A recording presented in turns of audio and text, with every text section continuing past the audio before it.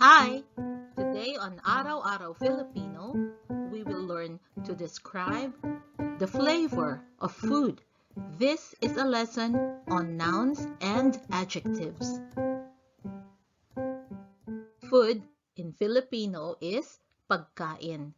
And here are some of our common food. Fruit, prutas. Vegetable, gulay.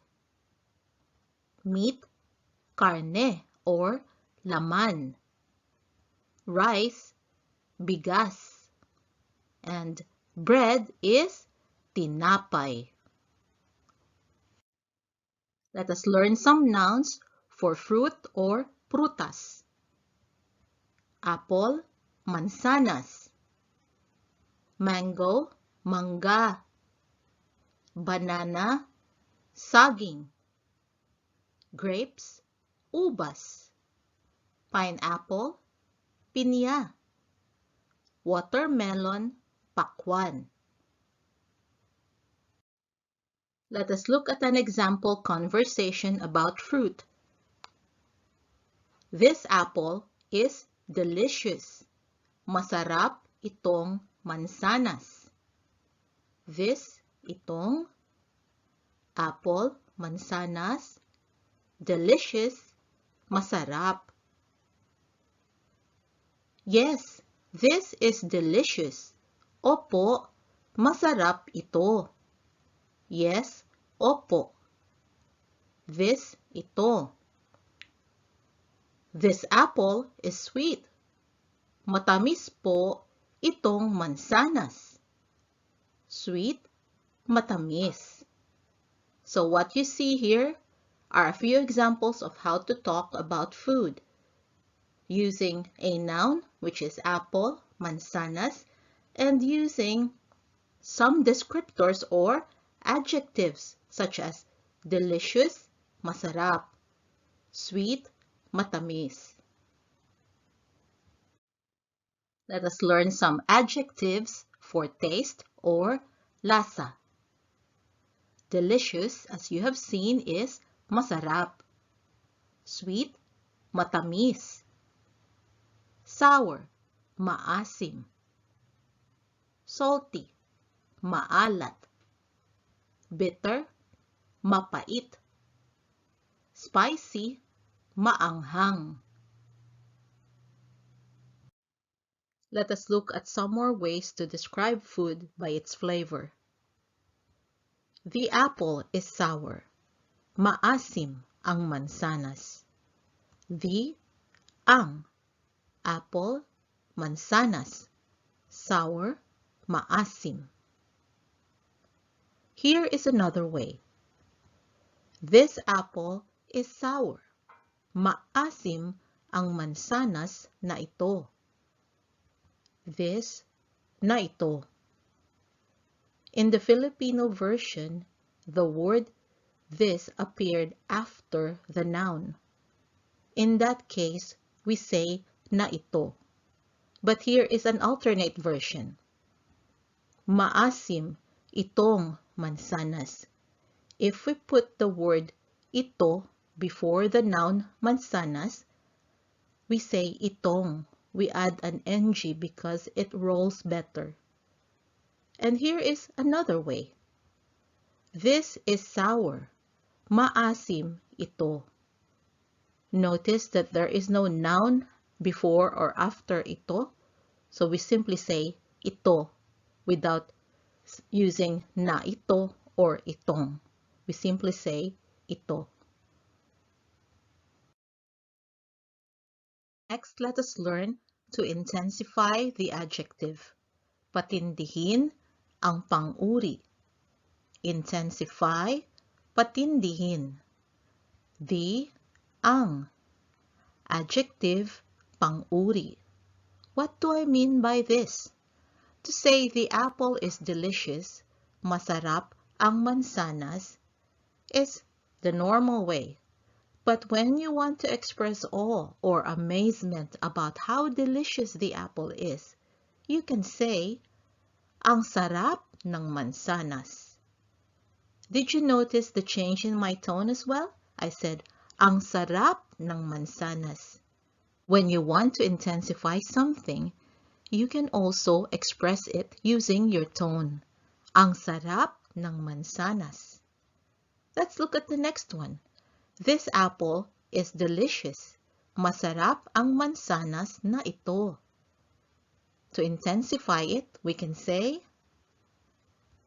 ang sarap ng mansanas na ito. Next, an alternate way to say this apple is delicious is masarap itong mansanas. To intensify it, we say, ang sarap nitong mansanas. Did you notice the difference between the regular way and the intensified way is that we used itong and the other one used nitong. What's the difference? When we say ang sarap nitong mansanas, it's like giving a compliment to the apple. The apple owns the compliment, and so we use nitong because that with the letter N is the possessive form. In the last example, this is delicious. Masarap ito. To intensify, we say, ang sarap nito. Again, we use an N, nito, because we are complimenting the subject, the object, which is ito. The complement belongs to ito. So, ang sarap nito. Here are some more ways to intensify the adjective or patindihin ang pang-uri. Let's start with the regular version. The apple is sweet. Matamis ang mansanas. We know that sweet is matamis. To intensify it, we can say, as in the previous example, ang tamis ng mansanas. But here is another way. The apple is so sweet. Ang tamis-tamis ng mansanas. So sweet, tamis-tamis.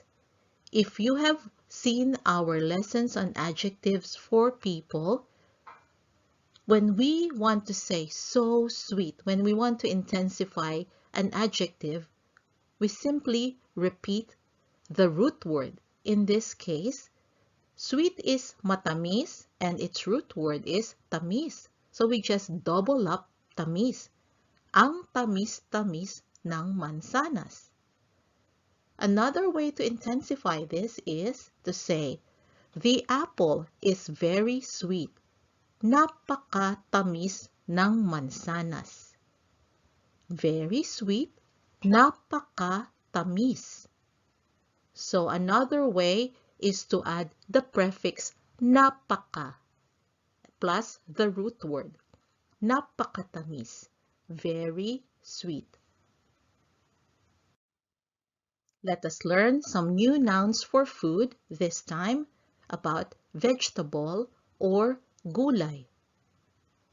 Onion, sibuyas. Garlic, bawang. Ginger, luya. Tomato, kamatis. Chili, sili. And cucumber, pipino.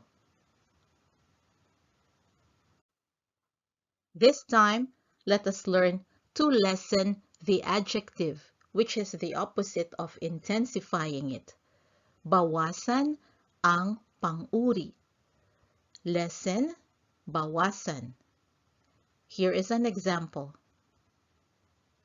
The chili is a little bit spicy. Medyo maanghang ang sili. Chili, sili. A little bit, medyo. Spicy, maanghang. Here is another way. The chili is not so spicy. Hindi gaanong maanghang ang sili. Not so, hindi gaanong. And here is another way. The chili is not too spicy. Hindi masyadong maanghang ang sili. To say, not too, hindi masyadong. This also works for saying, not very spicy. Hindi masyadong maanghang. So these are the different ways to lessen the intensity of an adjective.